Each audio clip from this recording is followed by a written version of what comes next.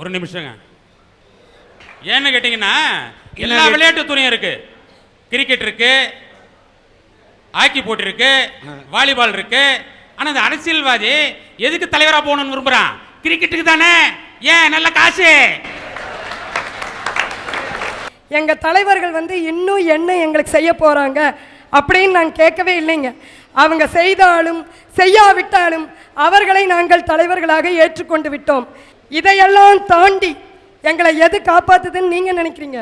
பாரதி பாடினானே, யாதுமாகி நின்றாய் காளி எங்கும் நீ நிறைந்தாய், தீது நன்மையெல்லாம் நிந்தன் செயல்கள் அன்றி இல்லை, போதும் இங்கு மாந்தர் வாழும் பொய்மை வாழ்க்கை, எல்லாம் ஆதிசக்தி தாயே நீயே துணை அப்படின்னு ஜெகன்மாதாவை சரணடைஞ்சிட்டாங்க. உங்களுடைய இந்த கோரிக்கைகள், உங்களுடைய இந்த குரல் அரட்ட அரங்கத்தில் மட்டுமல்ல, இந்திய மாமன்றத்திலே மக்களுடைய மனதில் ஒலிக்க வேண்டும். எதிர்காலத்தில் நீதித்துறை ஜொலிக்க வேண்டும் என்று அந்த ஆதிபராசக்தியிடம் வேண்டுகின்றேன். சார், காலண்டர் ஒரு நாள் ஓன் அழுந்துச்சேன் சார். காலண்டர் அதுக்கு ஒருத்தன் கேட்டான், நான் போய் ஏன் காலண்டரை ஓன் அழுற அப்படின்னு. அது காலண்டர் சொல்லிச்சான், அட பாவிகளை, இன்னைக்கெல்லாம் நீங்க ஒண்ணுமே கிளிக்கிறது இல்லை, என்ன மட்டும் ஏன்டா டெய்லியும் கிளிக்கிறங்கன்னு கேட்டுச்சான் சார். சார் அதுக்கடுத்து இன்னொருத்தர் ஓன்னு அழுந்துருக்கிறார் சார். யார் தெரியுமா சார்? கடவுள் தான் அழுறாரு. ஒருத்தன் போய் கேட்டானா, நீ ஏன் அழுற? உங்களே பார்த்து தான் நாங்கள் அழணும், என்ன பார்த்து நீ அழுறீங்களே. அது கடவுள் சொன்னாராம் சார், பாவிகளை, வெளியே இருக்கக்கூடிய சாதத்தை கோயிலுக்குள்ள என்கிட்ட எடுத்து வந்து வச்சுட்டு வெளியே போகும்போது பிரசாதமா ஆயிடுது. வெளியே இருக்கக்கூடிய பச்சை தண்ணி என்கிட்ட எடுத்துட்டு வந்து வச்சுட்டு வெளியே எடுத்துட்டு போகும்போது அது தீர்த்தம் ஆயிடுது. ஆனால் வெளியே இருக்கக்கூடிய மனிதர்கள் என்கிட்ட வந்துட்டு வெளியே போகும்போது ஒரு புனிதனா போனோம், ஆனா ஒரு மனுஷனா கூட போறது இல்லையடா. அதை பார்த்து தான் நான் வேதனைப்படுறேன், அதே பார்த்து தான் நான் வெக்கப்படுறேன் அப்படின்னு சொன்னாங்க சார் கடவுள். ஔவையாரு கடவுளுக்கு முன்னாடி போய் நின்று, இறைவா முத்தமிழான இயல் இசை நாடகம் என்கின்ற முத்தமிழை கொடு அப்படின்னு தான் சார் ஔவையார் கேட்டாங்க. ஆனா நம்பால் எப்படி தெரியுமா சார்? 4 நாள் கருப்புறத்தை போயிட்டு கோயில் முன்னாடி கொளுத்தி போட்டு 4000 வேண்டுதல் வேண்டாங்க சார். 4000 வேண்டுதல் வேண்டாங்க. அதுக்கடுத்து அதில் போனாங்க, இதில் போனாங்க, அங்கே வந்தாங்க, இங்கே வந்தாங்க. ஜாதினையும் விட்டு வைக்கல சார் கடவுளை. ஜாதி என்பது ஒன்று, மதம் என்பது ஒன்று, இனம் என்பது ஒன்று, மனிதனுக்கு இதயம் என்பது ஒன்று, மனிதன் உடலிலே ஓடிக்கொண்டிருக்கக்கூடிய ரத்த நிறம் என்பது ஒன்று. அது உலக மக்களுக்கு சரியாக புரியவில்லை இன்று என்று கடவுள் புலம்புனாரா சார். கடவுள் புலம்புனாரா. மதுரை பக்கத்தில் பரசுராமன் பட்டியல சார், அதாவது சதக் அப்துல்லான்னு ஒருத்தர் ஒரு கோயில் கட்டணும்னு ஆசையா சார். ஒரு கோயில் கட்டணும்னு சதக் அப்துல்லான்னு பேரை சொன்ன உடனே உங்களுக்கெல்லாம் தெரிஞ்சிருக்கும் அவர் என்ன கோயில் கட்டியிருப்பாரு. ஒரு மசூதி கட்டியிருப்பாருன்னு நீங்க நினைச்சுக்கலாம். ஆனால் ஒரு முஸ்லிம் இனத்தை சார்ந்தவர் ஜாதி மதம் பார்க்காமல் ஒரு இந்து கோயிலான முருகன் கோயிலை கட்டினார் சார். முருகன் கோயிலை கட்டினார்.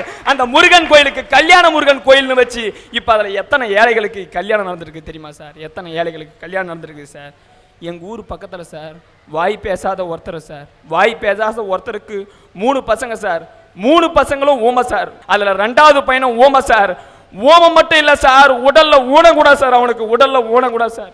அவன் காலை பார்த்தங்கனாவே தெரியும் சார். அவன் 2 காலை பார்த்தங்கன்னா அந்த வழியில போறவங்க எல்லாம் 5 10 போட்டுறணும்னு நினைப்பாங்க சார். ஆனா ஐயோ நம்ம பிச்சை எடுத்துட்டா நம்மளை பிச்சைக்காரன்னு சொல்லிடுவாங்களேன்ற ஒரே ஒரு வேதனைக்காக, ஒரே ஒரு வருத்தத்துக்காக அவன் என்ன தெரியுமா சார் பண்ணான்? அவங்க வீட்டு பக்கத்தில் நிறைய தென்னை மரம் சார். தென்னை மரத்தை ஒரு நாள் அண்ணாந்து பார்த்தான். 2 கால் நல்லா இருக்கிறவன் தென்னை மரத்தை ஏறானே, நம்மளால கால் இல்லையே, நம்ம எப்படி ஏறதுன்னு நினைச்சான் சார். ஆனா ஆளே பார்க்காத போது இவனே அந்த ஊனக்காலை வச்சுட்டு ஒவ்வொரு முறையும் ஏறினா சார்.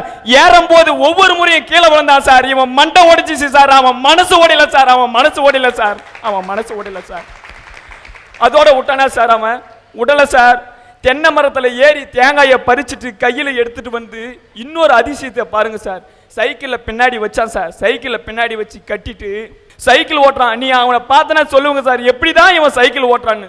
யாராவது ஸ்டைலா சைக்கிளை ஓட்டினாங்கன்னா அவன் ஓட்டும் போது பார்க்கும்போது சைக்கிள் அழகா தெரியும் சார். யாராவது பந்தாவா பைக் ஓட்டினா அவன் ஓட்டும் போது அந்த பைக் பந்தாவா எனக்கு அழகா தெரியும் சார். யாராவது காரை வளைச்சு வளைச்சு ஓட்டினா அந்த கார் எனக்கு அழகா தெரியும் சார்.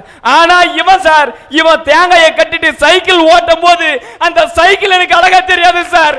அவன் ஓட்டவனுடைய முகம்தான் சார் எனக்கு அழகா தெரியும். முகம்தான் சார் எனக்கு அழகா தெரியும். அதோட உள்ள சார் அவன் போயிட்டு அந்த பஜாரில் உட்காந்து இளநீ எல்லாம் வித்துட்டு கடவுள் தூங்குறதுக்குன்னு ஒரு கொஞ்ச நேரம் கொடுத்துருக்காரு சார். அந்த கொஞ்ச நேரத்தை கூட வேஸ்ட் பண்ணாம வீட்டில் உட்காந்து பீடி சுத்துறான் சார். பீடி சுத்தி அவங்க குடும்பத்தவே இன்னைக்கு அவன் தான் சார் பிரகாசமா காட்டியிருக்கிறான், அவன் தான் சார் பிரகாசமா காப்பாத்திருக்கிறான். அந்த மாதிரி இருக்கக்கூடிய உள்ளம் எங்க? 2 கை காலெல்லாம் வச்சுட்டு சுத்திட்டு ஏமாத்திட்டு பிச்சை எடுத்துட்டு இருக்கிறாங்களே, அந்த மாதிரி உள்ளம் எங்க சார்? கடவுள் அந்த மாதிரி ஆளை பார்த்து தான் சார் கேட்கிறாரு, இந்த மாதிரி எல்லாம் ஏன்டா நீங்க வாழ மாட்டேன்றீங்க? கடவுள் என்ன நீங்க தயவு செஞ்சு யாரும் தேடாதங்கடா பாவிகளை, அவனே தான்டா கடவுள். இந்த உலகத்துக்கு அவன் ஒண்டியா போதுடா கடவுள் அப்படின்றதுக்கு உதாரணம், கடவுள் அவனை பார்த்து கையெடுத்து கும்பிட்டாரா சார்? அற்புதமாக அப்படி வாழக்கூடிய ஒரு தன்னம்பிக்கையோடு வாழக்கூடிய ஒரு மனிதரை பற்றி சொன்னீர்கள். அந்த பையன் பேர் என்ன? பையன் பேரு சிங்காரவேலன் சார். சிங்காரவேலு. ஓகே. அந்த பையனோட அப்பா வாய் பேச முடியாதவர். இந்த சிங்காரவேலுக்கு வாய் பேசுறது மட்டுமல்ல, காலு சரியில்லை, ஊனம். அதிலையும் கூட ஊனப்படாமல் அவர் எப்படி தென்னை மரத்தில் ஏறி உடைத்திருக்கிறார், அவர் அதையும் மீறி எப்படி பீடி சுத்தி தன்னுடைய குடும்பத்தை காப்பாற்றி இருக்கிறார் என்று, அப்படிப்பட்ட உழைக்கக்கூடிய இதயங்களிடத்தில் தான் இறைவன் இருக்கிறார் என்று ராஜேந்திரன் சொன்னவுடன் அப்படிப்பட்ட மனிதரை பார்க்க வேண்டும் என்ற எண்ணம் உங்களுக்கு தோன்றுவதைப் போல சன் டிவியினுடைய அரட்டை அரங்கத்தை சார்ந்த எங்களுக்கும் தோன்றிய காரணத்தால் அந்த சிங்காரவேலுவை நாங்கள் வர சொல்லி இருந்தோம்.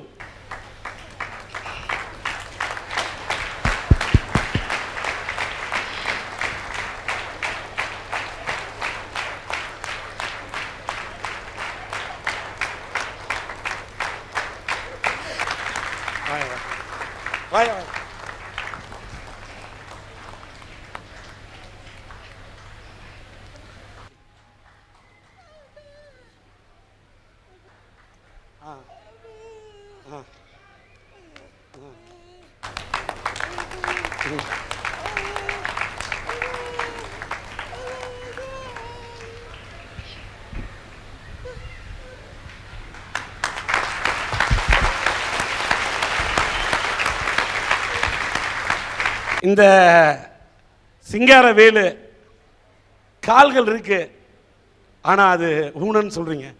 ஹெலன் கெல்லர் ஒரு கருத்தை சொன்னார். கண்ணு இருந்தும் படிக்காதவன், கால் இருந்தும் உழைக்காதவன், கை இருந்தும் ஈயாதவன், மனம் இருந்தும் இறங்காதவன், மூளை இருந்தும் பயன்படுத்தாதவன், அவன் தாயா உண்மையான ஊனம் என்று சொன்னார். இளைஞர்களே, இந்த இளைஞனை பார்த்து நீங்கள் கற்றுக்கொள்ளுங்கள். இந்த சிங்காரவேலை பார்க்க போது ராஜேந்திரன் சொன்னதை போல இறைவன் எங்கே இருக்கிறான்? கருணை உள்ள இதயத்தில் மட்டுமே இறைவன் இருக்கிறான். உழைப்பினில் மட்டும்தான் இறைவன் இருக்கின்றான். உண்மையிலேயே இவன் உருவத்தில் ஆண்டவனை பார்க்கிறேன். இந்த சன் டிவியின் அரட்டை அரங்கத்திலே நாங்கள் எடுத்திருக்கக்கூடிய தலைப்பு, என்னை இன்னும் என்ன செய்ய போகிறாய் என்று யாரை பார்த்து யார் கேட்கிறார்கள்? இளைஞர்களை பார்த்து பெரியவர்கள், இளம் பெண்களை பார்த்து வாலிபர்கள், சினிமாவை பார்த்து ரசிகர்கள், தலைவரை பார்த்து மக்கள், மக்களை பார்த்து கடவுள். இப்படி 5 தலைப்பு. சார், மனுஷங்களை 3 இனமா பிரிக்கலாம். ஒருத்தன் முட்டாள் சார், சரி. இன்னொருத்தன் சராசரி, ஓகே. இன்னொருத்தன் அறிவாளி சார், ஓகே. இந்த முட்டாள் என்ன செய்வான் தெரியுமா? நேத்து செய்ய வேண்டிய வேலையை இன்னைக்கு செஞ்சிட்டு இருப்பான். இந்த சராசரி இன்னைக்கு செய்ய வேண்டிய வேலை இன்னைக்கே செஞ்சிட்டு இருப்பான். ஆனா இந்த அறிவாளி நாளைக்கு செய்ய வேண்டிய வேலையை இன்னைக்கு செய்வான். புதுசா ஒரு இனம் இருக்கு சார், ஒரு சில சோம்பேறி இளைஞனினோ, அதுதான் சார் 4வது இனம். அவன் எதை தெரியுமா சார் எதிர்பார்க்கிறான்? வேலையே செய்யாம பலன் மட்டும் வேணும்னு எதிர்பார்க்கிறான் சார். அப்படி இருந்தா கூட பரவாயில்ல, அப்படி இருந்துட்டு பெரியவனை படுத்துறான் பாடுங்க சார், பாடு. பசங்க தான் இப்படி எல்லாம் போறாங்கன்னா இந்த பிள்ளைங்க ஒரு பக்கமா போறாங்க சார். சார், கல்யாணத்தை பண்ணிப்பாரு வீட்டை கட்டிப்பாருன்னு சொல்லுவாங்க. கல்யாணங்கிறது 1000 காலத்து பயிர் சார். அப்படி கஷ்டப்பட்டு கடனை வாங்கி உடனை வாங்கி பிள்ளைக்கு கல்யாணத்தை ஏற்படுத்தினாரு எங்க பக்கத்து வீட்டுக்கார். அந்த பொண்ணு முந்தின நாள் நைட்டு ஓடி போச்சு சார். அதுக்கு அந்த பெரியவர் அந்த பிள்ளைய பார்த்து கேட்கிறாரு, 4 நாள் உனக்காண்டி நாய் மாதிரி அலைஞ்சேன்ல, அப்ப இதை நீ சொல்லல? உன் பெத்த வாய்ப்பு வடிக்கிறாளே ரத்தம், அது உன் கண்ணுக்கு தெரியலையா? உனக்கு அடுத்த 4 பொம்பளை பிள்ளைங்க இருக்காங்கல்ல, அவங்க எதிர்காலம் உனக்கு தெரியலையா? இப்படி ஓடி போய் என் மானத்தை வாங்கிட்டியே, இன்னைக்கு நான் என்ன செய்ய போறேன்னு அப்படிப்பட்ட பெரியவங்க இப்படிப்பட்ட இளைஞர்களை பார்த்து கேட்கறாங்க சார் இன்னைக்கு. ஐயா, ஒரு பெண், இளம் பெண், ஒரு சில இளம் பெண்கள் காதலிச்சு கைவிட்டுறாங்க. அப்ப அந்த வாலிபன் போய் கேஸ் எடுத்துக்க சொன்னா எங்கேயாவது கேஸ் புக் பண்றாங்களா ஐயா? அப்படியே எடுத்துக்கிட்டாலும் வனிதா பேர் வரும், பிராக்கெட்ல பெயர் மாற்றப்பட்டுள்ளதுன்னு வரும். ஆனா இதே ஒரு இளைஞன் தப்பு பண்ணானா அவன் போட்டோ, பயோடேட்டா எல்லாம் வந்துருது. அப்ப அந்த இளைஞனுடைய மனசு பாதிக்காதா? அவனுடைய வாழ்க்கை சீரழியாதா? ஐயா, என்னோட கல்லூரி தோழி ஒருத்தி இருந்தா. அவ ஒரு இளைஞனை விரும்பினா, எங்களுக்கெல்லாம் கூட அறிமுகப்படுத்தி வச்சா. ஒரு காதலனும் காதலியும் எப்படியெல்லாம் சுத்தணுமோ அப்படியெல்லாம் இருந்தாங்க. ஆனா கடைசியா நீட்னா கல்யாண பத்திரிக்கைய, அதுல அவன் பேர் இல்லை, நல்ல படிச்ச சம்பாதிக்கக்கூடிய ஒரு மாப்பிள்ளையோட பேர் இருந்துச்சு. மன நொந்து போய் வெந்து போய் கேட்டான். அதுக்கு அவ சொன்னா, எங்க வீட்டில் சொன்னாங்க, நல்ல பணம் சம்பாதிக்கிற கூடிய வேலையில் இருக்கக்கூடிய மாப்பிள்ளையை நீ கட்டிக்கோ, குடும்ப கௌரவம் பாதிக்கும்னு சொன்னாங்க, அதனால தான் அப்படின்னு. அப்ப அந்த பையன் அதை கேட்டு மனம் நொந்து வெந்து போய் தற்கொலை பண்ணிக்கிட்டாங்க ஐயா, தற்கொலை பண்ணிக்கிட்டான். ஏன், அவனோட நீ பீச்சுக்கு சுத்தும் போதும் சினிமாவுக்கு போகும்போதும் அவன் பணம் இல்லாதவன், படிக்க வேலை இல்லாதவன் நீ சிந்திக்கலையா? அப்ப குடும்ப கௌரவம் பாதிக்கும் நீ சிந்திக்கலையா? ஒரு சில பெண்கள் இந்த மாதிரி செய்யற தப்புனால சில வாலிபர்கள் மனம் பாதிக்குமா இல்லையாயா? அந்த ஆதங்கத்துல தான் கேட்கிறோம், இன்னும் என்ன செய்ய போறீங்கன்னு. எனக்கு தெரிஞ்ச ஒரு காட்சியை சொல்றேன்யா, உண்மையிலே நடந்தது. என் கூட பள்ளி பருவத்தில் படிச்ச ஒரு தோழியையா, என் கூட பள்ளி பருவத்தில் தான் படிச்சுட்டு இருந்தா. அவளுக்கு சின்ன வயசுல இருந்தே டாக்டர் ஆகணுன்றது ஆசை. ஒரு இளைஞன் அவனோட ஆசைக்காக அவளை கையை பிடிச்சி இழுத்து ஒரு முத்தத்தை கொடுத்துட்டான். அது அவனுக்கு சாதாரணமான விஷயம்யா. ஆனா அவளோட வாழ்க்கை அது எந்த அளவுல பாதிச்சு தெரியுமா? அன்னைக்கு மறுநாளே அவளுக்கு திருமணம். அன்னைக்கு மறுநாளே. சரி, 6 மாசம் நல்லா இருந்தா கணவன் கூட. அதுக்கப்புறம் கணவனுக்கு தெரிஞ்ச உடனே அவளை ஒரு பாடுபடுத்தினாங்க பாரியா. இன்னைக்கு அவ இருக்கிற நிலைமை என்ன தெரியுமா? ஒரு மருத்துவமனையில இருக்கா, ஒரு டாக்டரா இல்ல, ஒரு மனநோயாளியா இருக்காயா, ஒரு மனநோயாளியா இருக்கா. பொண்ணுங்க பார்த்தா ஜஸ்ட் லுக்கிங்கு, பையனுங்க பார்த்தா யூ டீசிங்கு. ஒருத்தன் கேட்டானா, எதுக்குடா அந்த பொண்ணுக்கு லவ் லெட்டர் கொடுத்தேன்னு சொல்லிட்டு. அதுக்கு இவன் சொன்னானா, என்னென்னமோ படிக்கிறேன்னு சொன்னாடா, எல்லாம் படிக்கிறா, தமிழ் படிக்க தெரியுதான்னு சொல்லிட்டு தான் லெட்டர் கொடுத்தேன், கொடுத்த லெட்டரை பிரித்து பார்க்க சொல்லுடான்னு.